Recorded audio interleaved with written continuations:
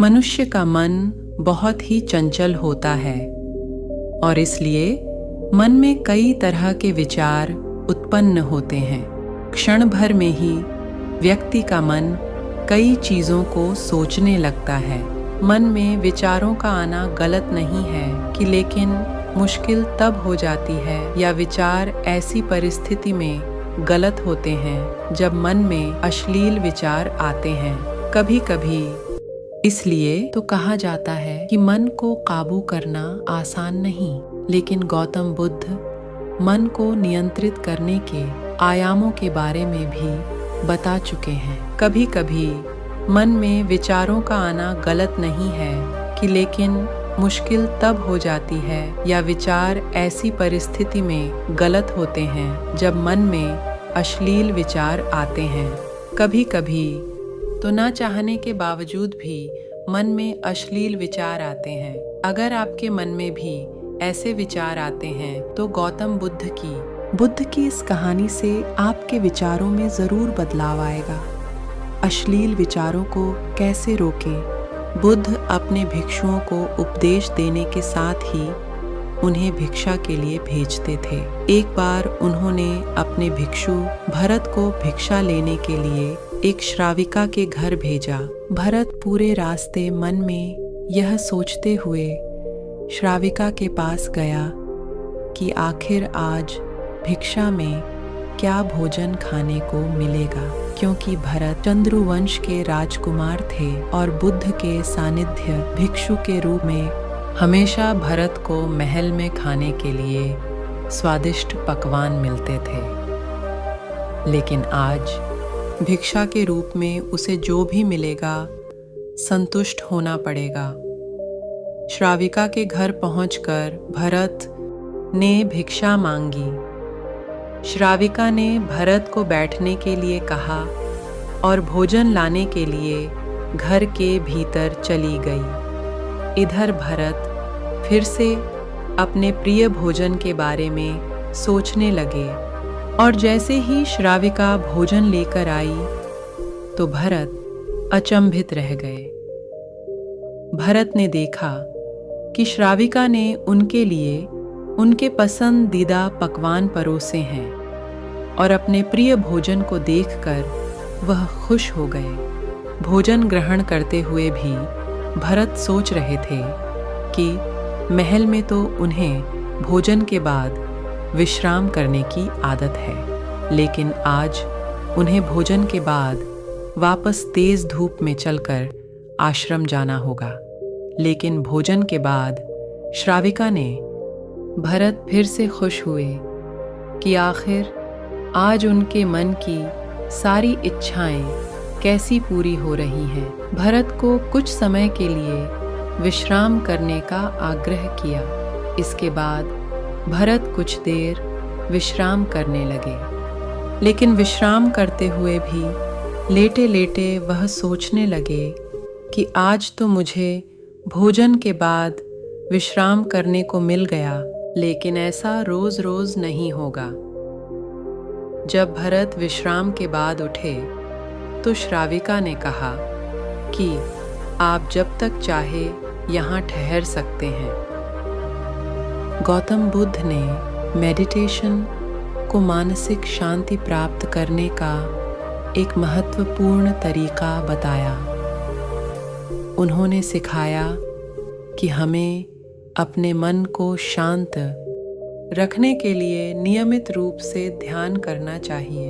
यह हमारे मन को अशांति और चिंता से मुक्ति दिलाता है। गौतम बुद्ध के संदेश में करुणा, दया और सहानुभूति, दूसरों के दुख का सहानुभूति करना का बड़ा महत्व है। यह हमें दूसरों के साथ दयालु अपने आप को जानना। गौतम बुद्ध ने यह बताया कि हमें अपने आप को जानने का प्रयास करना चाहिए। हमें अपने मन की गहराइयों में जाकर देखना चाहिए कि हम क्या सोच रहे हैं और क्यों, और इससे हम अच्छी अपनी और बुरी बात को समझ सकते हैं तो और उन्हें सुधार सकते हैं। गौतम बुद्ध ने संयम बनाने का महत्वपूर्ण तरीका बताया।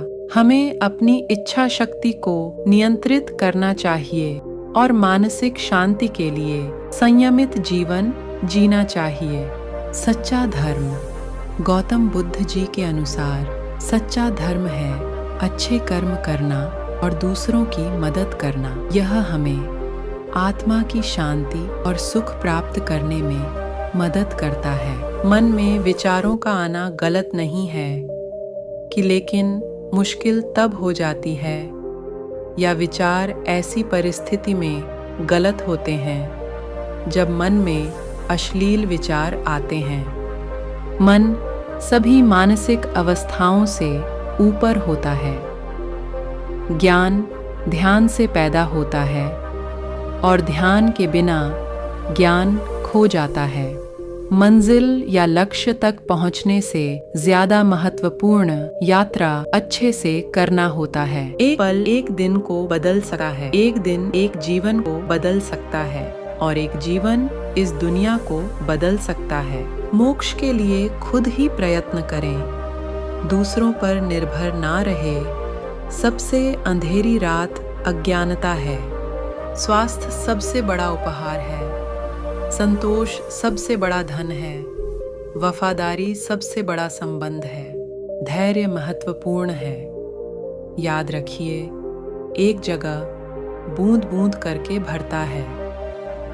जीवन में हजारों लड़ाइयाँ जीतने से अच्छा है कि तुम स्वयं पर विजय प्राप्त कर लो।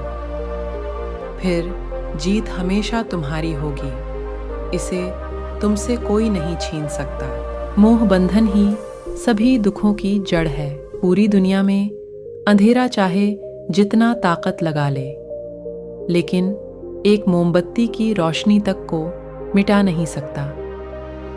3 चीजें लंबे समय तक छिप नहीं सकती: सूर्य, चंद्रमा और सत्य। जो व्यक्ति थोड़े में ही खुश रहता है, सबसे अधिक खुशी उसी के पास होती है। बुराइयों से दूर रहने के लिए अच्छाई का विकास कीजिए और अपने मन को अच्छे विचारों से भर लीजिए। हम तभी असफल होते हैं जब असत्य का सहारा लेते हैं। हमेशा याद रखें कि बुरा कार्य अपने मन में बोझ रखने के समान है। किसी छोटे काम की शुरुआत करना किसी बड़े काम को अंत देने की शुरुआत है। क्रोध को प्यार से, बुराई को अच्छाई से, स्वार्थी को उदारता से और झूठे व्यक्ति को सच्चाई से जीता जा सकता है। होने से पहले आंख खोल लेगा। जहां सच को सामने लाने के लिए वहां आखिरकार सच की ही जीत होती है। चिंता करोगे तो भटक जाओगे। हर दिन अच्छा नहीं हो सकता है, लेकिन हर दिन कुछ अच्छा है। पवित्र हृदय सबसे उत्तम तीर्थ है। झरना बहुत शोर मचाता है, सागर गहरा और शांत होता है। यदि आपकी दया आपको सम्मिलित नहीं करती तो वो अधूरी है।